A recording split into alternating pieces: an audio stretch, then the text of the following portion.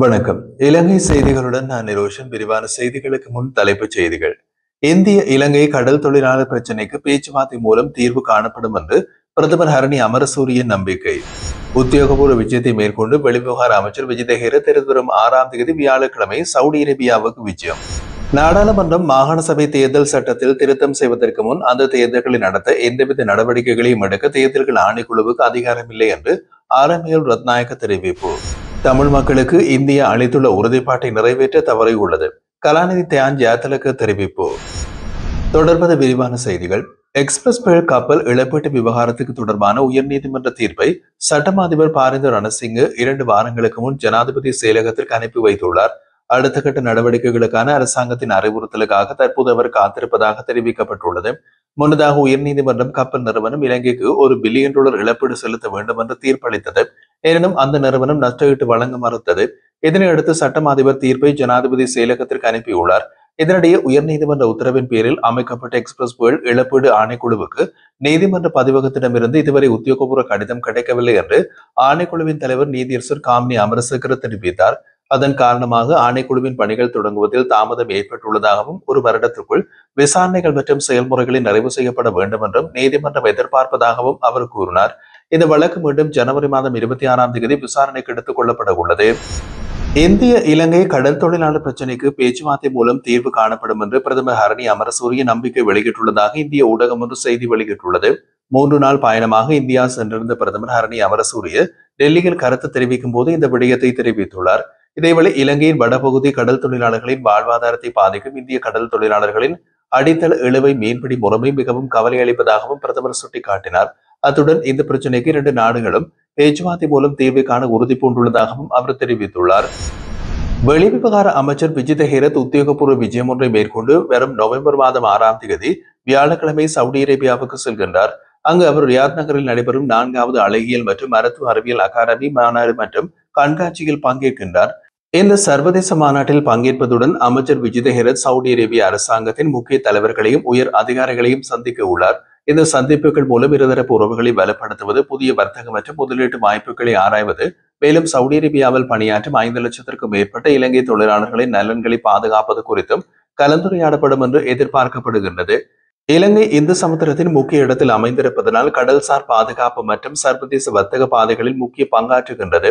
அதேவேளை Saudi Arabia உலகின் முன்னணி எண்ணெய் உற்பத்தியாளர் நாடாகவும் மத்திய கிழக்கு மற்றும் முஸ்லிம் உலகின் தலைமைத்துவ நாடாகவும் விளங்குகின்றது.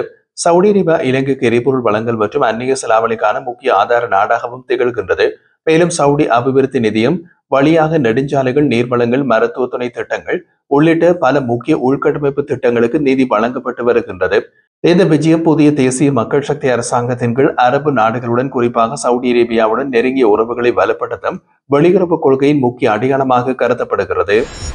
நாடாளுமன்றம் மாகாண சபை தேர்தல் சட்டத்தில் திருத்தம் செய்வதற்கு முன் அந்த தேர்தல்களை நடத்த எந்தவித நடவடிக்கைகளையும் எடுக்க தேர்தல்கள் ஆணைக்குழுவுக்கு அதிகாரமில்லை என்று அதன் தலைவர் ஆனந்த ரத்நாயக்க தெரிவித்துள்ளார். அவர் மேலும் கூறுகையில், சட்ட திருத்தம் நிறைவேறி ஆணைக்குழுவுக்கு முழு அதிகாரங்கள் வழங்கப்பட்ட பின்னர் மாகாண சபை தேர்தல்களை மாகாணம் தோறும் தனித்தனியாக நடத்தலாமா அல்லது ஒரே நேரத்தில் நாடு முழுவதும் நடத்தலாமா என்பது தீர்மானிக்கப்படும் என்றும் தெரிவித்தார். கடந்த காலங்களில் மாகாண சபை தேர்தல்களில் சில மாகாணங்களில் தனித்தனியாக நடத்தப்பட்டுள்ள சம்பவங்களும் உள்ளதாக அவர் நினைவூட்டியிருந்தார். மேலும் விளக்கமளித்த அவர், மாகாண சபை தேர்தல்கள் பழைய முறையில் நடத்தப்பட வேண்டுமானால் தற்போதைய சட்டத்தில் சேர்க்கப்பட்ட திருத்தத்தை நீக்க வேண்டும் என்றும் குறிப்பிட்டுள்ளார். அதேவேளை அடுத்த ஆண்டுக்கான மாகாண சபை தேர்தலுக்காக 5 முதல் 6 பில்லியன் ரூபாய் வரை நிதி ஒதுக்கப்பட்டுள்ளதாகவும் இந்த ஆண்டுக்கான தேர்தல்களுக்காகவும் நிதி ஒதுக்கப்பட்டிருந்தது என்றும் தெரிவித்தார். எனினும் இந்த ஆண்டுக்குள் தேர்தல்கள் நடத்தப்படாவிட்டால் அந்த நிதி கருவூலத்திற்கு திருப்பி அனுப்பப்படும் என்றும் அவர் கூறினார். மாகாண சபைகளுக்கான தேர்தல் தொடர்ந்து தாமதிக்கப்பட்டு வரும் நிலையில் 40 ஆண்டுகளுக்கு முன்பு இந்தியா வடக்கு மற்றும் கிழக்கு தமிழ் மக்களுக்காக உருவாக்கிய அரசியல் வழியினை இந்திய ஆதரவு பெற்ற ஜனாதிபதி அனுர்குமார திசாநாயக்க நிர்வாகம் முடக்குவது இந்திய ராஜதந்திரத்தின் முரணாகும் என்று முன்னாள் தூதர் கலாநிதி தியான் ஜாத்தலுக்கு தெரிவித்துள்ளார். அவர் கூறிய போது, தற்போது இந்திய வெளிவிவகார அமைச்சர் எஸ் ஜெய்சங்கர் அப்போது இந்திரா காந்தியின் சிறப்பு தூதர் ஜி.பி. பாதசாத்தியின் உதவியாளராக இருந்ததை நினைவூட்டினார். இன்று அவரை பிரதிநிதித்துவப்படுத்தும் இந்திய அரசாங்கம் மாகாண அரசியல் அமைப்பை செயலிழக்க செய்யும் நிர்வாகத்தை ஆதரிப்பது ராஜதந்திர ரீதியில் எதிர்மறையானது என்றும் அவர் சுட்டிக்காட்டினார். அவர் மேலும் குறிப்பிடுகையில், ஐநா மனித உரிமைகள் பேரவை தீர்மானம் இலங்கை அரசாங்கத்தை அதிகார பரவலாக்கி நடைமுறைப்படுத்துமாறு மற்றும் மாகாண சபை தேர்தல்களை நடத்துமாறு ஊக்குவிக்கின்றது. எனினும் தேர்தல்கள் தாமதப்படுத்தப்படுவது இந்த உறுதிப்பாட்டுக்கு முரணானது. தற்போது தமிழரசு கட்சி எம்பி ராசமாணிக்கம் சாணக்கியன் சமர்ப்பித்த தனிநபர் தீர்மானம் சட்ட சிக்கலை தீர்க்கக்கூடியதாக இருப்பதாக அவர் கூறினார். மேலும் ஆட்சியாளர்கள் தேர்தல் நடத்துவதால் அரசியல் நெருக்கடி உருவாகும் என்று அச்சம் கொண்டிருக்கலாம். ஆனால் அது சர்வதேச அழுத்தங்களுக்கு தணிக்கும் வாய்ப்பையும் உருவாக்கும் என்று குறிப்பிட்டார். தியான் ஜெயத்திலுக்கு மாகாண சபைகள் நீண்ட காலமாக செயலிழந்துள்ளதால் வடக்கு கிழக்கு மற்றும் மன்னார் போன்ற பகுதிகளில் இனமத மற்றும் சுற்றுச்சூழல் பிரச்சனைகள் உரிய முறையில் பிரதித்துவம் பெறவில்லை என்றும் சுட்டிக்காட்டியுள்ளார். அவர் எச்சரிக்கையில் தமிழர்களின் அரசியல் நகர்வு டெல்லி மற்றும் கொழும்பை தாண்டி புதிய பிராந்திய திசைகளில் நகரும் போது அனுர்குமார திசாநாயக்க அரசாங்கம் உருவாகும் இந்திய ராஜதந்திர புறக்கணிப்பு ஒரு ஆபத்தான வெற்றிடத்தை உருவாக்கக்கூடும் என்றார். அரசாங்கத்தின் அமைச்சர்களில் பெரும்பாலானோர் மோசடியான முறையில் எரிபொருள் வசதிகளை பெற்றுக் கொள்கின்றார்கள் என்று ஐக்கிய மக்கள் சக்தியின் நாடாளுமன்ற உறுப்பினர் காவிந்த ஜாவர்தன குற்றம் சாட்டியுள்ளார். ஊடகங்களுக்கு கருத்து வெளியிட்ட அவர் கூறுகையில், முன்னைய அரசாங்கங்களின் காலத்தில் அமைச்சர்கள் தங்களது அமைச்சு பதவிக்குரிய எரிபொருள் கோட்டாவை மட்டுமே பயன்படுத்தியதாகவும் நாடாளுமன்ற உறுப்பினர்களுக்காக வழங்கப்பட்ட எரிபொருள் கோட்டா அப்போது அமைச்சர்களால் பயன்படுத்தப்படவில்லை என்றார். ஆனால் தற்போதைய அரசாங்கத்தின் அமைச்சர்கள் தங்களது அமைச்சு பதவிக்குரிய எரிபொருள் கோட்டாவுடன் நாடாளுமன்ற உறுப்பினர்களுக்காக வழங்கப்பட்ட கோட்டாவையும் பயன்படுத்தி இரட்டிப்பு அளவில் எரிபொருள் பெற்றுக் கொள்கின்றார்கள். இதன் மூலம் பொது சொத்துக்களை மோசடி செய்கின்றார்கள் என்று அவர் குற்றம் சாட்டினார். இவ்வாறு மோசடியான முறையில் எரிபொருள் பெறும் அமைச்சர்களில் அமைச்சர் வசந்த சமரசிங்க முக்கியவராக உள்ளார் என்றும் காவிந்த ஜாவர்தன குறிப்பிட்டார்.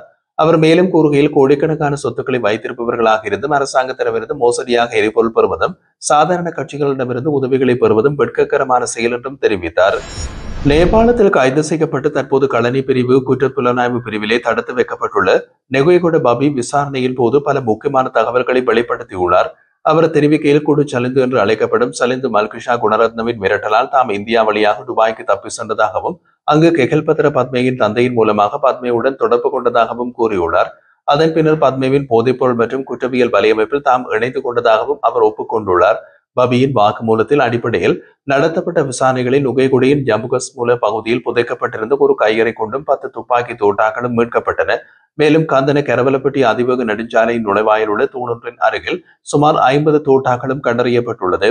இந்த வெடிமருந்துகள் விரைவில் வெலிசர நீதிவான் நீதிமன்றத்தில் சமர்ப்பிக்கப்பட உள்ளன.